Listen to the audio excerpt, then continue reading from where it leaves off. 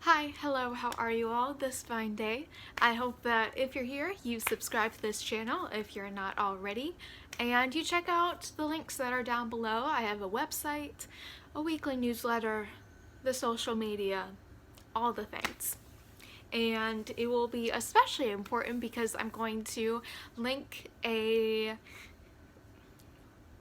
webinar, longer TED type of talk that inspired this video down below, so you kind of are forced now to check it out. No pressure, but I want to discuss anxiety. And like I mentioned, there's an amazing video that you should check out down below that really goes into detail about generally about anxiety and autism and how autistic people basically feel anxious all the freaking time. And now that I know I'm autistic, I look back on so many different things, but one of the key things is like, wow, I've been anxious about every single situation ever. And because of that, I have had and continue to have physical and mental repercussions of, I have chronic migraines, I get fatigued a lot, and depression, just generalized anxiety, social anxiety, my past of disordered eating. There's so much that falls under this category of just a byproduct of the fact that if I'm not in my space and I'm not in like full control and awareness, which basically takes out anything when you walk out the door, there's uncertainty and there is this heightened awareness of basically always wanting to flee the fight or flight, which in my case, I always want to just fly and disappear into the void. Sometimes that even involves the fact that I exist in a body with some responsibilities that come with existing, and that alone can just be too much. The world can be too much with responsibilities, with the sensory aspects. There's so much that we encounter on our daily basis that neurotypical people probably just don't ever think about or worry about. And when you have that different perspective and that different neurofunctioning,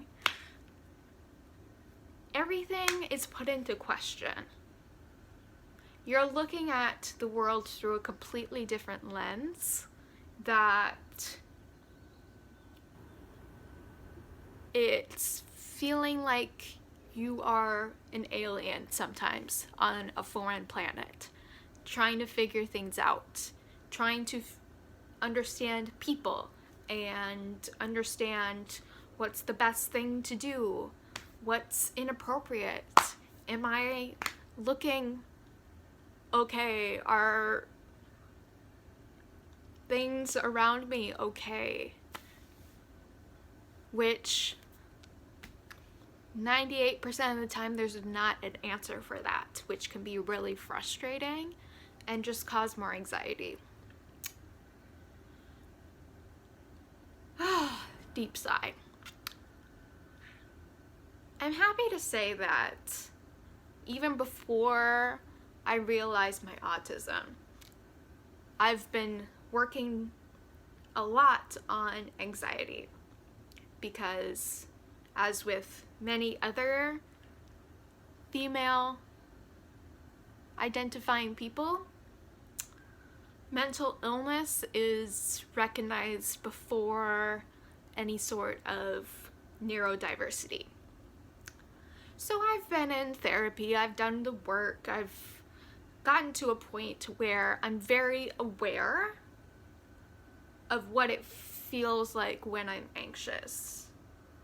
And I know what makes me feel less anxious, what helps me cope, what's healthy for coping and what's not. The problem is, you can be so aware of it, but that doesn't mean it goes away. Just because you have coping strategies doesn't mean that you, in whatever situation you're in, can actually go and use those strategies and cope. You're just in the world, expected to dot all the I's, cross all the T's, while this looming anxiety persists. And while I don't have the clear answers, especially right now when there's a lot that we can be anxious about, I have benefited a lot just from detaching from a lot of the news and the constant updates that we get about our situation. So I do recommend doing that for yourself. But even as we are in this weird transition phase, which we shouldn't be, but we are, there's anxiety about what life will kind of turn into. Will we go back to things as they were before? And if we are, that's causing a lot of anxiety simply for the fact that I'm in a place now, it's been long enough that I don't even really remember what that feels like. And that's scary. If we go back to that and it feels like we're starting from square one. And even if it doesn't go back to our normal, there's anxiety of just this vast unknown of what it's gonna be like. So as we realize that this anxiety is here, it's real, it's valid,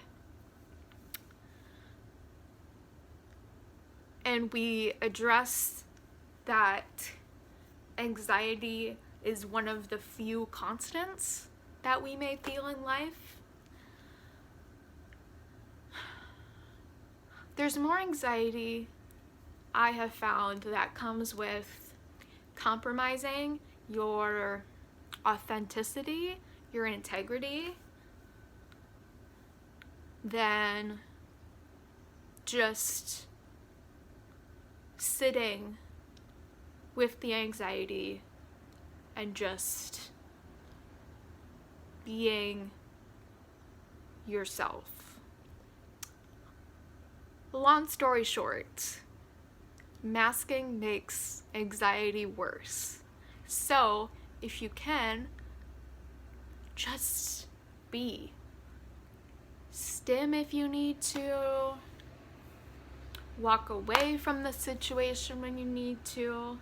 Prepare as much as you can, knowing that even with all this preparation, it could all go down the drain, but at least we prepared for something.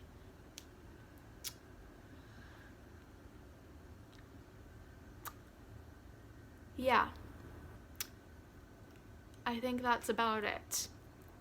Because, like I said,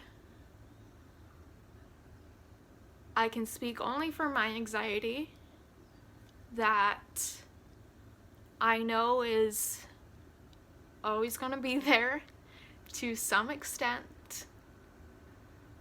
It's going to cause some extra fun side effects with it, but I've lived with it so far. I've made it so far already in my life, and we're doing the thing. That's what matters most on this end note. You're still living and you're still existing, even when you don't want to necessarily exist because it feels too overwhelming.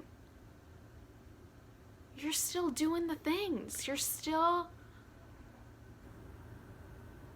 doing the best that you can, and that's amazing. So, pat on the backs for you for making life happen, however that looks for you.